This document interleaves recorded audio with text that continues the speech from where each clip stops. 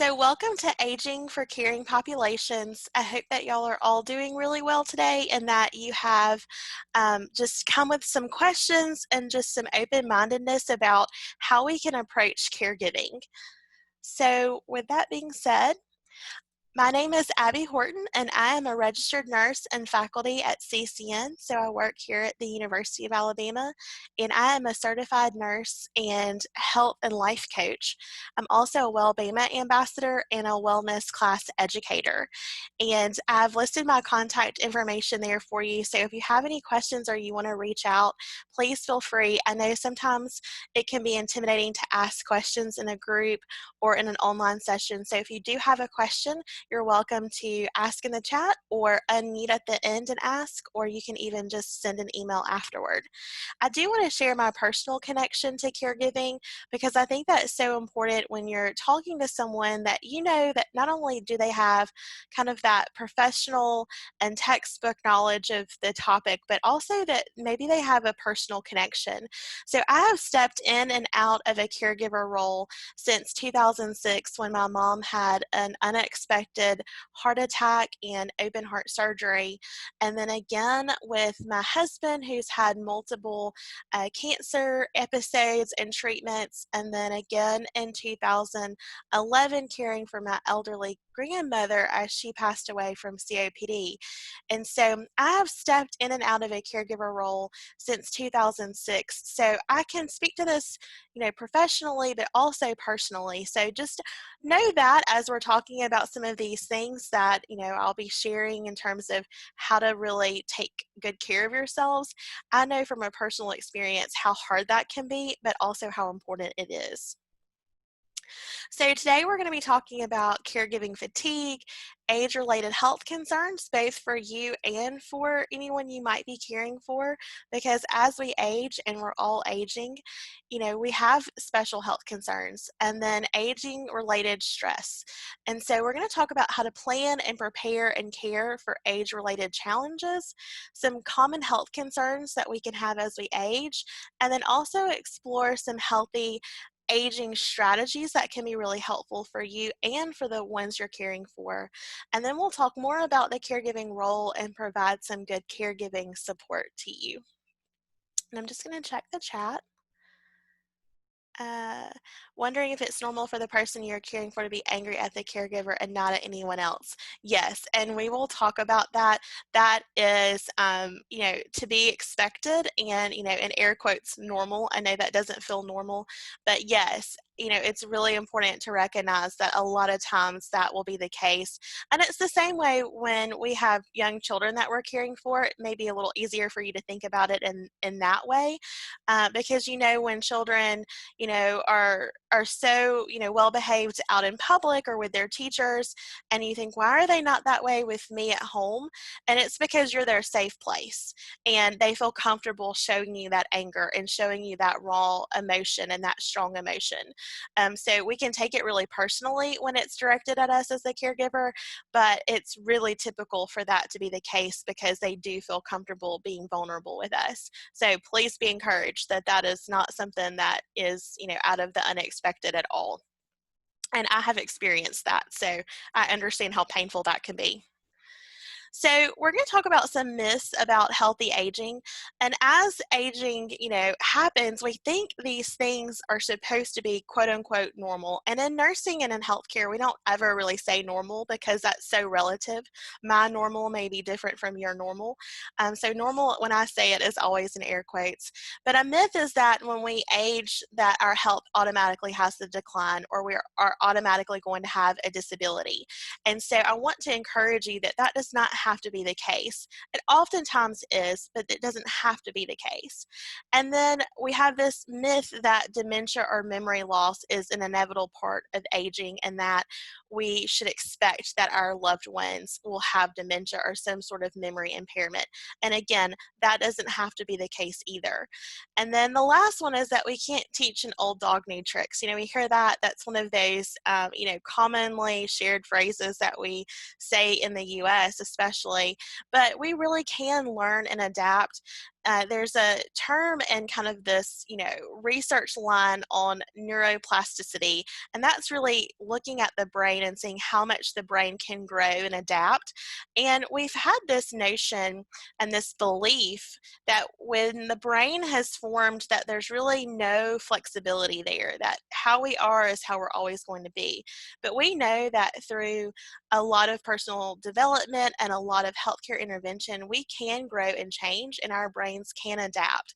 And so it's important to realize that, we can change our mindsets, and even older adults can change their mindsets, but it does take some intentionality. And so sometimes the feedback that you get from healthcare providers or just well-meaning, well-intentioned loved ones is that, well, that's how grandma has always been, and there's no need of try to change that, or to try to do anything about that. When we know that with some intervention and some love and some care and support, they can really do, a good job of changing their mindset, or taking a different approach to something. So we want to kind of debunk those myths and not let those myths get us kind of in a stuck position where we don't feel like we have any control. So some other facts about aging: we know that life expectancy for Americans is now longer than it's ever been before. And once you reach the age of 65, the Centers for Disease Control data suggests that you're likely to live another 19.3 years on average. And so I think that's a really encouraging statistic, because we often think when we're getting to that 65 mark, or we're approaching 70, that any day now we're going to expect a poor prognosis, or that we're going to not live much longer. And you hear that from a lot of people in this mid 60s and above age range. And what we know is that statistically that's not true. And so if you have that loved one, or that parent or grandparent that is constantly saying, well, this might be my last holiday, or this might be my last birthday, you might want to share that with them. Well, you might actually live much longer, and let's think about how you want those years to look for you. And so that's really important if you can have that conversation. It's also important for you to realize, because after you hear that so many times, you start kind of anticipating maybe their death or their decline in health, and that may not be the reality for you or for your loved one. We also want to think about, senior living includes so many aspects of care, because we are, really, diverse individual people. And so thinking about managing chronic conditions, thinking about managing care for a loved one, and just balancing life can be something that's really important. And we need to think beyond just, nursing home care, or, some legal documents that we often kind of think of when we think about long-term planning for our loved ones or for ourselves. There's really much more to that, and we're going to discuss a little bit of that today. So healthy living as we age, there are so many components to this, but I just wanted to highlight a few. We know that the body changes, and so physiological changes are going to occur, and that is a natural part of aging. We know that some diseases can present themselves for the first time, or they can become, more prominent or more serious as we age, but again, that doesn't have to be the inevitable. We know that psychosocial needs change, particularly when someone retires. If their work, was a big part of their identity and now they're retired, a lot of people spend their lives looking forward to retirement, and then when they actually do retire, it's not what they expected, and there can be some grief from that. And grief for a period of months, or even sometimes years, depending on how much they invested into their career. A balanced diet is really important, with regular exercise or movement for you and for the people people that we're caring for, because, we may not be able to have this, robust fitness routine that we can do every day or go to the gym every day, but daily movement beyond what we do on a day-to-day basis, so beyond what our job asks of us to do, then, that's important to keep our good cardiovascular health maintained, and actually see some, good benefits, in our mental health from regular exercise and movement. Our bodies are designed to move much more than we actually do, especially probably during this time when we've been working from home. And then routine screenings and preventative measures are encouraged. Sometimes people forget to do these things, and there's simple things like going to your doctor, getting your blood work done. For us, participating in Wellbama screenings and classes and things, we can forget about those things as we become busy. And so that's important to maintain those things as well, especially as a benefit of our employment. It would be great for us to take advantage of that. And then whatever we can, then use for our loved ones as well. That's important. And then safety measures within the home are also recommended. And we often don't think about the home or the environment where, our loved ones are, living day to day. We're probably thinking more about that since we've been working from home. But our environment really does play a big factor in our overall health and mood, and how we feel about ourselves and our lives.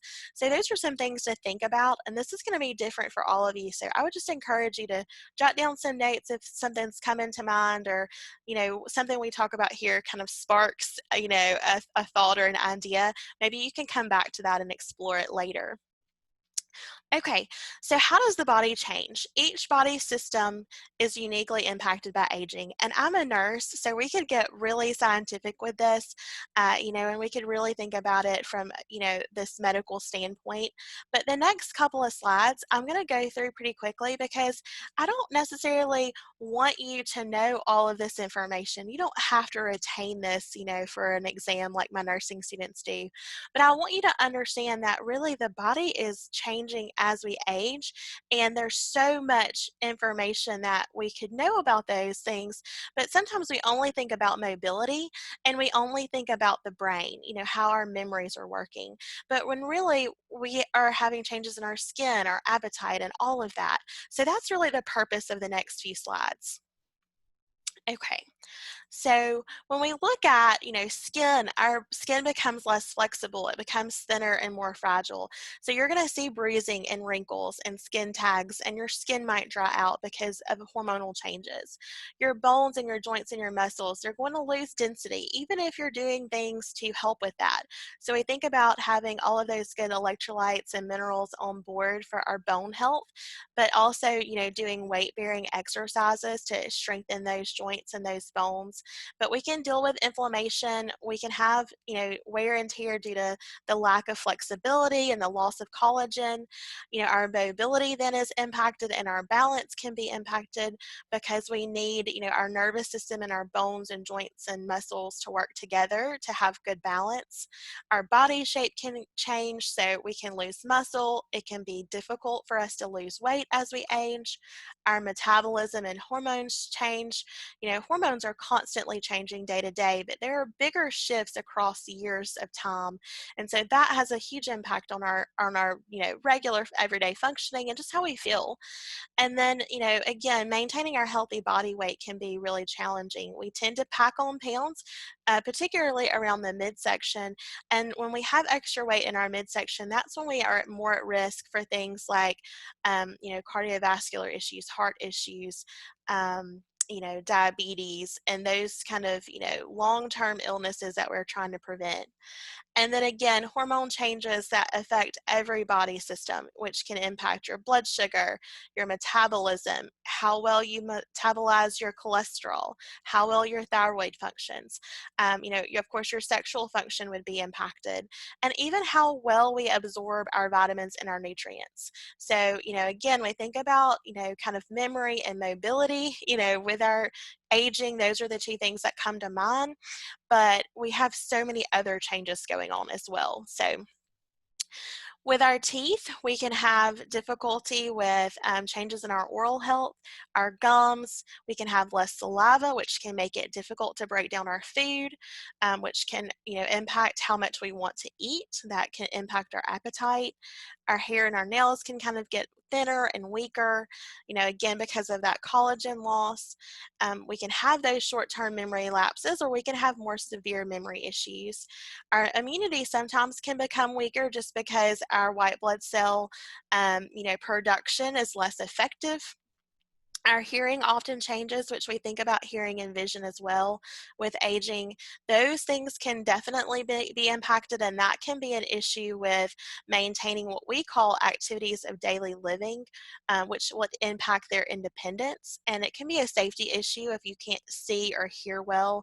You might trip on a throw rug, which is a big cause of falls. So if you have a lot of rugs in your home that aren't well secured with furniture, or with carpet pads underneath, you might want to think about that. Or if you don't have well lit areas in your home at night, that can be an issue. But then with hearing, we think about safety things in terms of alarms, and hearing those alerts that you can get when there's an emergency. You may not be able to hear those as well, because those alerts and alarms are all high-pitched sounds. And when we have hearing loss, typically it's the higher frequencies that are harder to hear. And that's really unfortunate in terms of a safety issue, because it's those high frequencies that are going to alert you to a problem. So, a house alarm is a high alert to get your attention. With a fire alarm, that's a high alert, high frequency sound. It's loud, it's fast, it's a high frequency. That's going to be harder for someone who has age-related hearing loss to hear, because it typically does affect their high frequency sounds and hearing abilities. And then taste and smell, again, those can be safety issues, because again, with taste, you may lose your appetite. So much of taste is related to smell. So someone who doesn't have an appetite might actually have a decrease in their ability or their acuity to smell their food. And if you can't smell your food, it's not as appetizing, so you're not going to want to eat that. And so taste and smell do decline with age, and with some memory issues, some brain issues like Parkinson's and Alzheimer's. And so that is really difficult to get someone to eat. I struggled with that with my grandmother, and one thing that worked really well was giving her protein shakes. Sometimes that was a medical grade protein shake, and sometimes that was a milkshake from the local ice cream place that she liked. And so that's another good way to kind of get calories in when you're concerned about a family member not getting calories. And so those can be safety issues. They also can be personal health issues. And then hand dexterity can be difficult. It's important that we maintain the things that we can do independently, because so many times when someone has to go to a nursing home for long-term care or a retirement center, or they're hospitalized, it's because they're not being able to maintain their independence. So if they're not able to take care of their hygiene and toileting needs, they're not able to be aware of safety concerns, they're not able, to do, the basics like, bathing or opening packages or opening their pills, or, cooking a simple, meal for themselves. That's where we lose that independence and have to have assistance. And so hand dexterity is really important. And I think about this as a mom, and as a nurse, I was trained to, foster independence. And sometimes we really like to be helpers, and sometimes our helping nature can actually interfere with the progress that we need to make, whether it's, with, a loved one that we're caring for, or a child that we're parenting. We sometimes want to intervene and do things for them because it makes us feel good, it makes them feel good, but then they're not able to actually either as a child learn the skill, learn to open the chip bag, or learn to open the carton of milk, or, as an older person, they're not able to maintain that skill. And so with hand dexterity, it's important that we do know it diminishes with age. So that just means like I have trouble opening something, I have trouble unscrewing the cap on this bottle, or, opening this hygiene product. But we know that it's important for them to continue to try, even if they can't get it, even if they drop things, even if there's spills, continue to let the person try, because we know that that's going to maintain as much skill as they can, and it also may eventually help them build the strength to be able to do it on their own. So that's really, really important. And then bowel and bladder function, we know that, incontinence and constipation and different things can be difficult. And it's something that we don't like to talk about because it feels so private and personal. But we know that that's a huge challenge for people if they need help, especially for people who are non-medical who are caregiving. That can feel like an invasion of privacy on both of your parts, and it can just be uncomfortable. So that's something to consider. And then sleep patterns can change. So as you age, you're probably going to be waking up more frequently at night. You may even have more difficulty going to sleep. And so it's not that you need fewer hours of sleep as you age, it's just that it's more challenging for you to get that number of sleep hours, and probably the quality too. You may hear sounds, you may have hormonal changes that affect how you sleep. You may wake frequently to go to the bathroom, either because you are on a medication or maybe because you're having a change in bowel or bladder.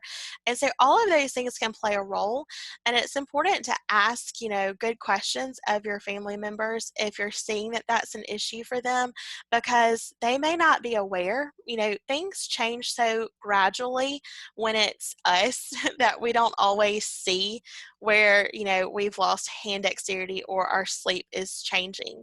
But we can know that when we look at someone else's life, it's easy to pick up on those patterns. And so it's good to ask for outside perspective, either for ourselves or our loved ones, because someone else may have a different perspective and may be able to give you some good feedback.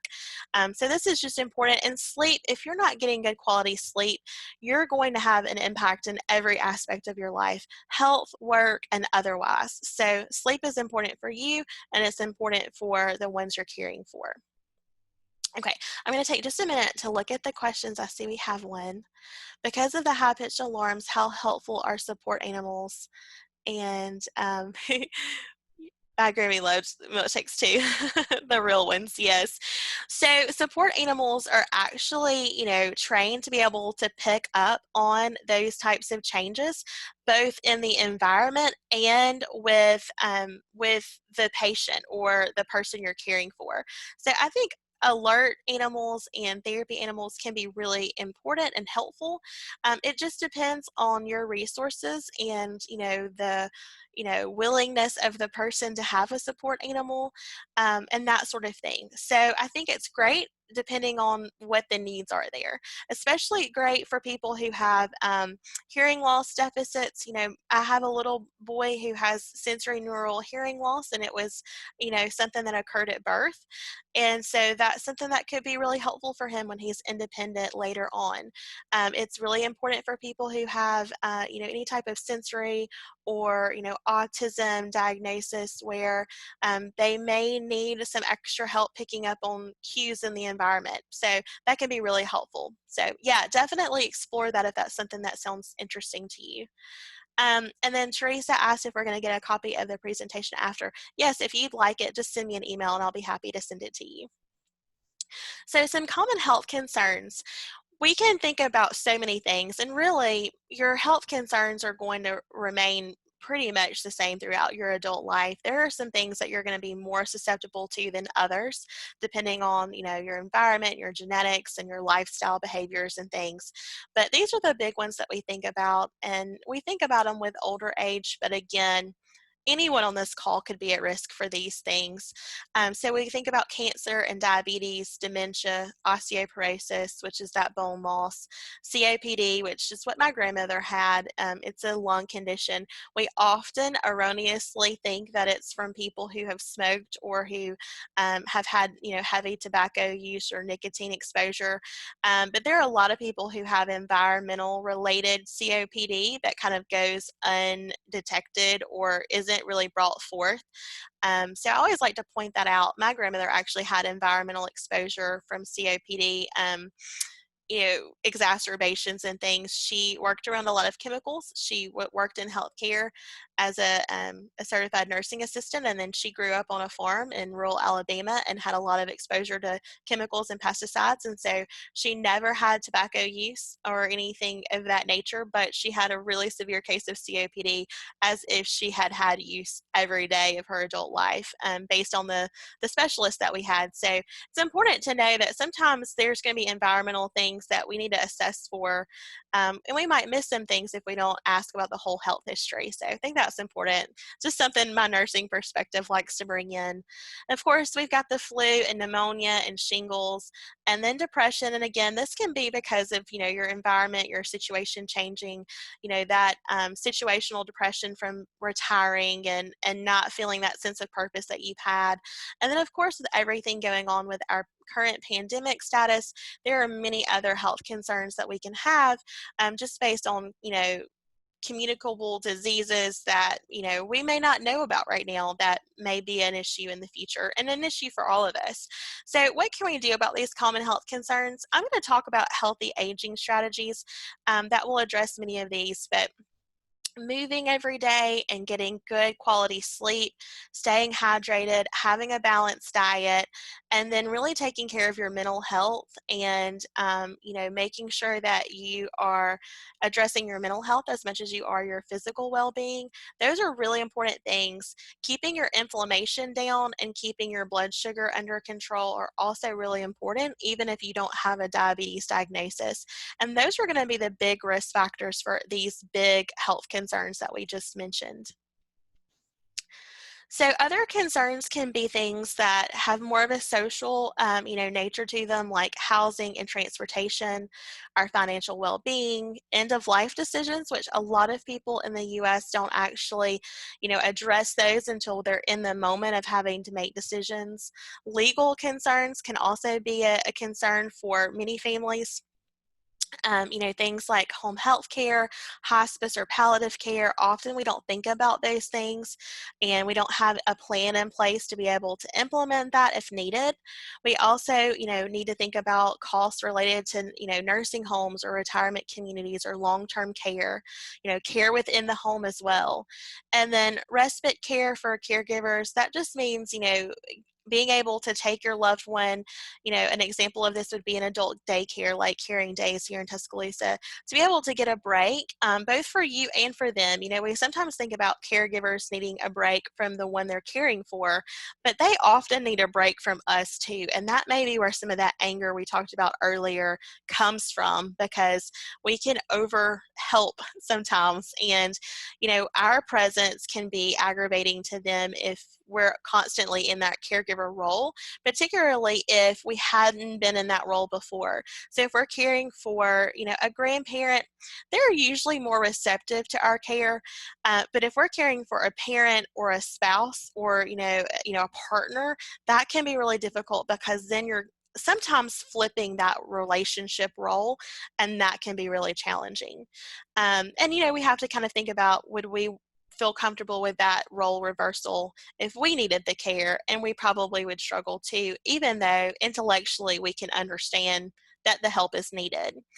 And then memory loss, again, elder abuse is really important to make sure that we, question, if we have, a concern, or if we see something that just doesn't look quite, like it should look, maybe there's a red flag there. And that's important for our neighbors, for people that we're in community with, people that we're caring for. Certainly, we have to be really cognizant of that, because elderly, people can definitely be taken advantage of. And so we want to make sure that we're keeping an eye out for that. Again, safety concerns that we mentioned, mental health is so important. We often only really think about physical health, but our mental health can really take a decline, you know, especially as a caregiver, but also because of the ones that we're caring for, they can actually have a mental decline. And then more and more, we're seeing things about hoarding and how some of the older generations right now are having a difficult time with hoarding because, you know, saving things was really an important part of their upbringing for the generations that are starting to be, you know, the 60, 65 plus generation that grew up during lean times where it was important to save. And with, you know, the pandemic and runs on some supplies early on, I think we can start to understand why we are a little more apt to save things too. And so hoarding at a clinical level can be a challenge. So again, these are the main concerns we think about from a medical perspective. Of course, these are self-explanatory. We talked about falls and home safety. You know, more and more older adults over the age of 65 are having issues with poverty and not having enough, you know, of a savings or retirement funds to take care of their needs. And so poverty is becoming an issue for people who previously had, you know, not been in poverty and had not been at risk for poverty. And so that's important, you know, especially from our perspective, for us to start planning and saving for our future care and retirement because many Americans do not have enough money saved for their healthcare needs. And healthcare costs are the number one cause of bankruptcy and financial issues in the U.S. And we hear a lot about student loans, and of course, that plays a big role. That may apply to a lot of us here, but for the majority of the U.S. population, healthcare costs are the number one cause of financial bankruptcy or concerns. Okay, so where do we begin to address these things? I think it's important to start with just creating awareness and, you know, identifying resources. And so I've listed some websites here for you. You know, Carolyn McVicker, who's on the call, and her whole team in the wellness, you know, arena at UA has done a fabulous job of putting together resources for y'all. And so take time to identify resources in your environment. Check out the website information here for you. Expand your knowledge because sometimes we get so kind of tunnel visioned into what we have to do every day that we don't kind of take a minute to look up and see, you know, how our situation has changed or what other information or resources are out there. And then developing a care plan for yourself and for your loved one is really important. So making sure that, especially if you're sharing the role and responsibility of caregiving with someone, that you have a good plan for how things are going to actually be divided amongst you and how you're going to meet the needs, you know, of the person you're caring for, but also of yourselves. And if you have, you know, dependent children, you know, of them, or maybe you're taking care of grandchildren. So there could be lots of scenarios there, but having a good plan is always helpful. And then prioritizing your health and well-being is important. And I want to emphasize that more to you because I think it's important to have permission to take care of yourselves. And you may not hear that a lot, or you may not hear that anywhere else. And so definitely know that your health and well-being needs to be a top priority, or you're not going to be able to continue to provide the good care that you've been doing. All right, so caregiving. So we know that we can be in this sandwich generation of where you're caring for maybe your own children or grandchildren, and then maybe perhaps caring for, you know, parents or grandparents, depending on, you know, your particular family situation. And so it's important to think about how you can take care of yourself where you are constantly pouring out. You're constantly giving at work, you're constantly giving in your community, you're constantly giving to your family, whether that's, you know, down the line to kids and grandkids or up the line to, you know, parents and grandparents. You can feel really stretched thin, and it's called the sandwich generation because those who are kind of in that middle age category, 40s and 50s, you know, that age group is the age where you find yourself, you know, with more responsibility at work and more responsibility at home, and you may still have dependent children or grandchildren. And so that's important just to acknowledge where you are in that journey. and to give yourself a lot of grace for that. And so I just want to acknowledge that you may be in a position where this season of life can be extra challenging, but hopefully these tools and resources are really going to help give you some encouragement and some practical ways to start to see some changes in your day-to-day life. So, caring for the caregiver, it's important to prioritize your health and wellness, like we said, and your mental health, because sometimes we let that go. We need to keep all appointments for ourselves, do all of the routine appointments that we would do for our loved ones. Oftentimes, because time or resources are limited, we'll prioritize the care of the loved one and not ourselves. So, we'll take our loved one to the doctor, but we won't keep our own appointments, or we won't make a dental appointment or an eye appointment because it doesn't feel necessary, but it is. And then know that it's okay, and we want you to reach out for professional help if that's something that's needed.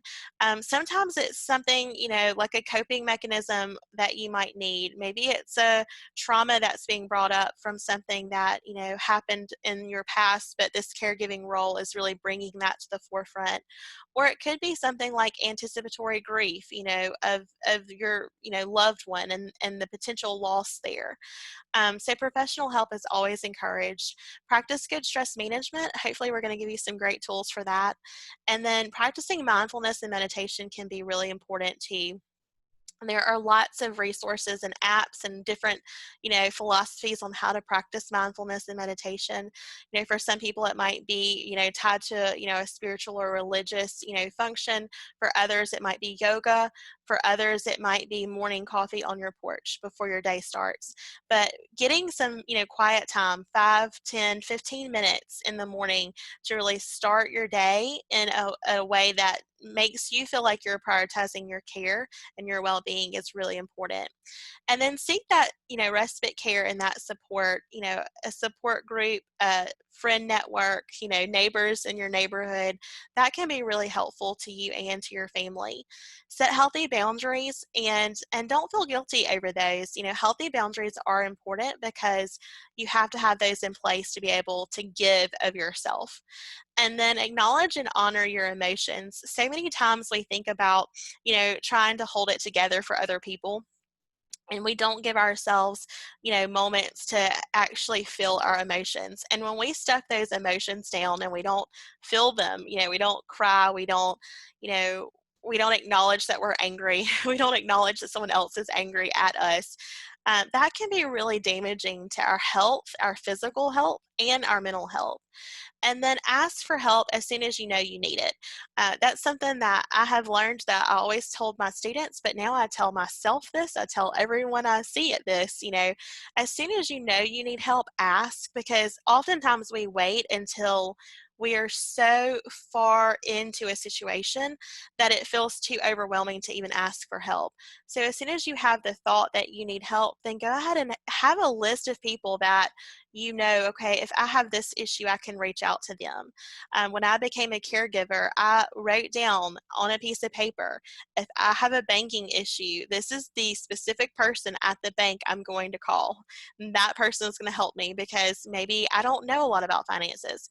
If I have this particular problem about legal issues, I have a friend who, knows about this, so I'm going to write their name down.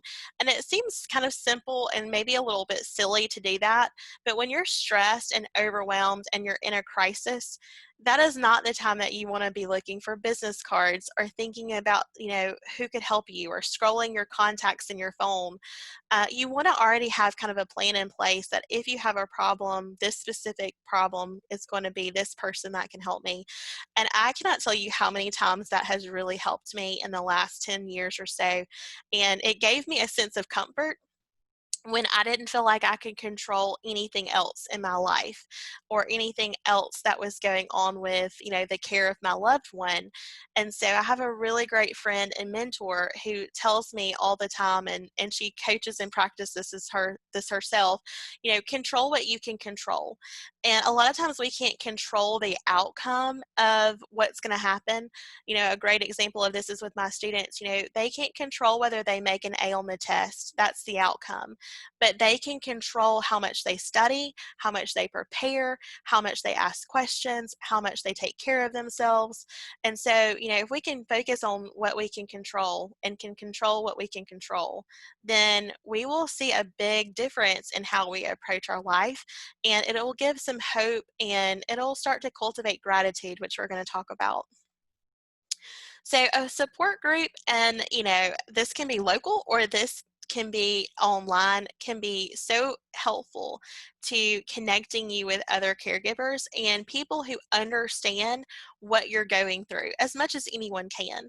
And so if you've got friends or other, people in your lives that don't have the responsibility that you have or haven't walked through what you're walking through right now, it can be really frustrating and disappointing to have conversations because they just can't understand. And no matter how much you share about your experience, they really can't understand it, and they can't provide that, that support that you're probably needing and looking for.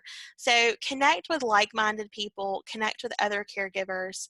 A support group is a great way to do it, but you can also, reach out to just really empathetic and supportive friends, and that works too. And then take time for yourselves. So that might be, coffee or lunch or, an exercise class, or again, just a few minutes on your porch in the morning. And then healthy aging, just going to go through a few slides about what healthy aging can look like. And you can implement this at any age, from 20s to, 80s, and plus. Healthy aging is something we all need to address. So I always start with a process. That's just my nursing background. And I think it's important to identify areas of concern first. So what I might be concerned about may not be what you're concerned about. So sit down, jot down a few notes, take time for reflection and see what areas of concern are really prominent right now. And it's probably different than when we started working from home in March. So do an assessment periodically and see where you are with that. And then think about the resources. We're going to give you tons of resources today. I don't want that to be overwhelming though. Just pick one and start there.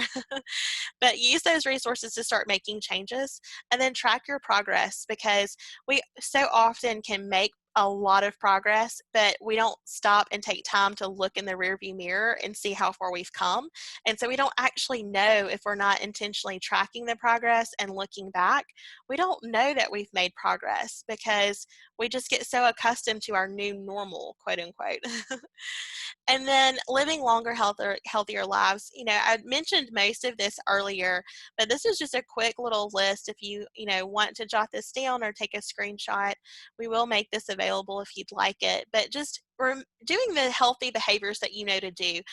Most people have an abundance of information about how to be healthy, and we know the healthy things to do. It's just oftentimes important to remind ourselves of how to live healthier and to get back to the basics. It doesn't have to be complicated. All right, and so aging well, learn to cope with change. So here's some things that you can use as kind of a checklist, focusing on gratitude, acknowledging and expressing your feelings, accepting what's beyond your control. So we're controlling what we can control, looking for the silver lining, because there usually always is one, no matter how many situations I have found myself in, and I've had some really difficult days in my life, there's always been a silver lining there, and I haven't had a moment where there wasn't. So I'm pretty confident that you can find a silver lining in almost any situation. It can be a challenge, but it can be done. So that's the first tip. The second tip is to find meaning and joy. And so part of us as humans, we need to feel needed. We like to help. And sometimes we overhelp and we overgive to try to make ourselves feel better. That can be, something just similar as, retail therapy. Overhelping can be, something that we use to not have to think about things. And so it's important that you focus on yourselves and that you focus on meaning and joy, and maybe developing a hobby, and maybe, getting involved in your community or traveling somewhere new when that is more feasible, or spending time time in nature, or maybe volunteering your time in a different way, something that feels a little bit more life-giving. And so it's really turning, attention off of all of the caregiving that you're doing, which can feel like an output. We're giving a lot of ourselves. And this is really more about finding meaning and joy and kind of doing an input. What can I input into my life? What can be life-giving to me? So this is, taking time to paint a watercolor painting or an acrylic painting. This is taking time to meet a friend for coffee. These are things that you enjoy doing that pour into you versus this something that you're giving to someone else. And I think that's really important for caregivers. And then stay connected. Sometimes we stay connected with people, and it can not be, as beneficial if it's all about, giving and not, really staying connected to really cultivate relationships and true connection with friends and family. So we're connected all the time through social media, through work when we're in our offices and things. But true connection of having lunch, taking a walk, going and visiting a neighbor, that face-to-face connection that you have that isn't about work, it isn't about caregiving, it isn't, a social media, outlet. It's just true old-fashioned connection, face-to-face. Research has shown that that's really impactful for our overall health. Making new friends is really fun too. I know that can be scary when we have a lot on our plates, or, when we're pretty set in our day-to-day lifestyle, but maybe finding a new hobby will help you make a new friend, and that's something that you can bond over. And that can be really life-giving too, because we can get really stuck in our same routines with our same groups of people. And then spend time with someone every day. Spend time by yourself every day. Find support groups during seasons of change. And these don't have to be official support groups. These can just be, coffee meetups or book clubs, or, something really simple. And then you might want to consider adopting a pet, like we talked about it, pet therapy. That's something that we did and we found it to be really beneficial. That could be extra work for others. It depends on your relationship with a pet. It depends on what pet you choose to have in your home. But that can be something that you consider as well. Staying active is really important. Exercising, formally or informally, eating well, getting plenty of rest and sleep like we talked about, being mindful, taking time to reflect on your situation and making sure that you're checking in regularly with yourself and with your loved ones and with the person you're caring for. Limiting alcohol consumption or caffeine or, processed foods, anything that's, negatively impacting your health. You could put on these two lines here, but just make sure that you're doing things that are really helpful to you and noticing, when you don't feel your best. And you can be doing healthy things that aren't healthy for you. You can be eating a vegetable that is, a healthy vegetable, but if your body doesn't tolerate it well, then it's just not good for you. Or you could be trying a really popular exercise program, and if it's really a strain on your joints and your muscles, and it's not helpful to you, then it's not healthy for you. So maybe pick something else. So this is all about, a menu of options that you can pick and choose to best support you. And then staying mentally sharp, both for you and your loved one, trying new things, trying new activities, learning something new, really staying engaged and making adjustments are really important for maintaining your mental health and your mental sharpness, and also your ability to, be flexible and adapt. So definitely want to stay engaged and continue to learn and grow, because that's going to help with that meaning and purpose. All right. And then long-term planning. So we want to think about, our long-term plans, meeting with a retirement counselor. I have already done that. Even though I'm really young into my career, I know that the plans and the decisions I'm making today are going to really impact me in the future. Typically, financial experts, which I am not a financial expert, but typically they say the decisions that you're making now are going to impact you 5 years from now. So where we are now with our finances, or with, any kind of legal matters or planning, is typically, what we were doing back in 2015. And so that's really important to keep in mind when we're thinking about long-term plans, like, insurance and financial, debt payoffs, houses, you know, our retirement plans and how much we're putting in savings and things like that, you want to go ahead and start thinking about that now. And it's never too late. So never feel like you're too far on the journey to go ahead and check in and think about some long-term plans. You know, having legal documents like powers of attorney or healthcare proxies and wills, all of that's important, and having that in an accessible place is really important for you and for your loved ones. And then here we have just a toolkit for healthy aging. A lot of it's some things that we've already talked about, really taking care of that mind, body, and spirit, just from that holistic approach, and not forgetting about the spirit and the mind. And got some things here for you. You know, again, some of them have been mentioned. You know, counseling can be really helpful, you know, to add that, you know, objective support that you might need. Yoga is really, really good for mind and body. So it's one of my favorites because you can kind of get at both things at, you know, in one 30 or 40-minute session. Going outside in nature is super impactful, especially now that we don't get outside enough. And then, of course, spiritual and faith practices can be really important. And then again, staying fit and active. Some more, you know, tips and things, you know, avoiding fads, you know, avoiding kind of, you know, doing extremes of things, and really focusing on, you know, the basics of healthy living, you know, good snacks, good fresh foods, taking good naps, and making incremental changes, and really committing to healthy living. That's what's so important. It's just those little tiny steps, tiny bits of progress add up to big results. And then again, some routine appointments that you can think about, you know, as we mentioned before, these are some things that you can do, like a home assessment there at the bottom. There's your annual screenings with your eye and dental exams and hearing tests. A lot of people don't get routine hearing screens, and that's not appropriate for everyone. But if you're noticing that you're having some difficulty with background noise, or you're having to turn the TV up or the radio up a little bit louder, or you're missing things in conversation, or your loved ones are, that can be really important to actually get checked out and follow up with. And then, of course, all of the wonderful programming that Wellbama offers with screenings and classes and programs. You have nutritional consultations that are a part of our UA benefit that you can do on campus. I have done it personally and found it to be really beneficial because I needed a little bit of tweaking with my nutrition and needed a little bit more accountability.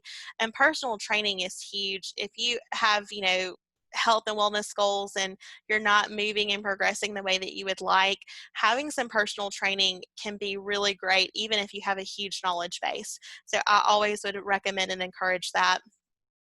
I really saw a lot of benefit when I hired a personal trainer for about 6 weeks and saw a big shift in my overall health and well-being. So it's always good to bring someone else on board to give you a little extra support and boost. So um, journal and track, again, I think this is important. And I know that there's a lot of online journals and things that you can use. Plain notebook paper works just fine. I think sometimes we overcomplicate and we want a specific method, but I think if you can just find, a few minutes of time, a pen and some paper, then journaling and tracking is going to be a good start for you. Not only for you, but also for your loved ones. So you can pick up on patterns and things that you're noticing but maybe you haven't addressed yet. And slow progress is still progress, which is always good to remember. These are some apps that I like. Calm is one for mindfulness and meditation. Map Your Walk and MyFitnessPal can help with that exercise and nutrition.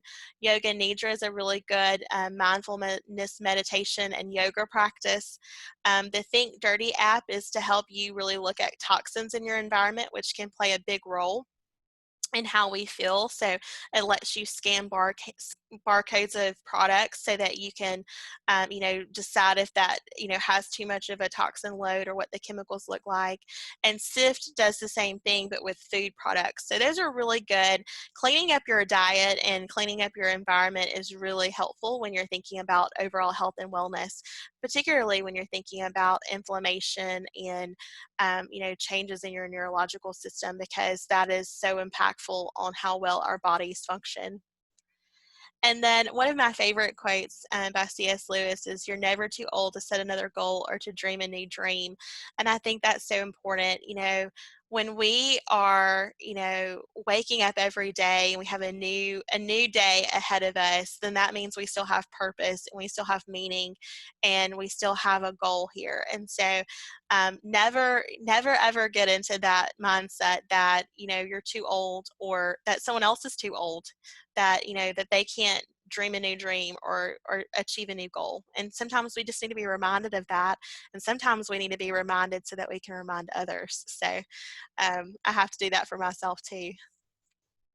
Okay, I'm just looking to see. I thought there was another question, but I don't think so. I'm just going to look in the chat really quick. Let's see. Before I do that, though, just want to reemphasize Jean's focus for Wellbama is focus on gratitude. And so you can check out the newsletter that was sent out on June 1st, or you can go to this link here and learn more about the gratitude practice for June and a free gratitude calendar, which is a really great resource. You can print it out and hang it on your fridge. It's just a quick thing that you can do every day to help cultivate gratitude. And I've been doing it and I think it's great. Just acknowledging what you have to be grateful for, especially the more specific you can be. So, not saying that you appreciate your best friend, but saying, I appreciate that my best friend texted me to check on, my mom or to check on my, daughter or whatever it is. Like something really specific. The more specific you are, typically the better it is for really solidifying that gratitude practice. And then we have some upcoming June classes. And so I will be teaching on June 17th about cardiovascular health and June 24th on alleviating everyday aches and pains. And then Dr. Josh Iyer with Dr. Robert Baird is going to be talking about what does it mean to be a consistent parent on his Let's Talk series on June 19th. So lots of good options coming up for y'all if y'all want to participate. And then here are some ways to follow us, and we've just added a blog, and so I just want to call your attention to that. On the blog, if you go to worklife.ua.edu, /blog/, then you're going to have a blog that I wrote for this class today about caring for caregivers and kind of leaning into caregiving for aging populations. All of that's kind of tied into this one blog post, and there are some additional resources that are linked there for you that you can just click on and go to those sites. So we definitely want you to check out the blog and give us some feedback on that.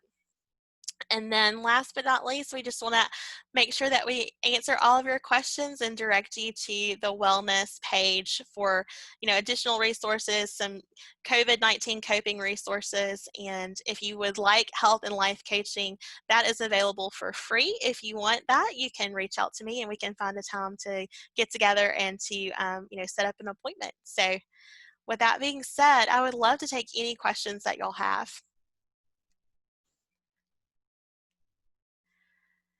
You love Noom. Teresa's saying that she loves Noom. I actually did try the free trial and I thought that it was really great. So if you really enjoy having, one-on-one coaching and having a set program, then I think Noom is great. I've had several friends who've used it that have had great success with, with weight loss specifically, but improving their overall health. Thanks for giving that a shout out, Teresa. Do you have any other questions or comments?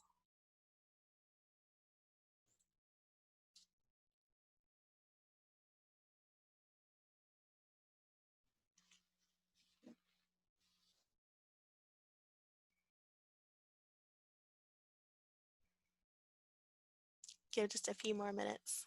Thank you. All right. Well, I don't see any other questions or comments. So I just want to thank you all for joining today. I know it's difficult to get away. Even while working at home, it can be really difficult to carve out that time. And so, I see maybe a question. Oh, just enjoyed it. Thank you so much. I'm glad you did. Well, for all of you who are out there, if you are in a caregiving role, I just want to say thank you for the work that you're doing. I know that it's difficult. I want you to know that I see you and I see the work that you're doing, and I know that it's challenging. But I hope that when at one point that you can kind of take time to really take care of yourselves. I get emotional thinking about it because I understand it's it's really, you have a calling when you're a caregiver. So I just really appreciate the work that you're doing, and I hope that you will be encouraged by this information, and that you'll find the good tools and resources that you need to go and live abundantly and have all of the great goals and things that you're looking forward to accomplish and realize this year. So y'all have a great rest of your day. Thanks so much.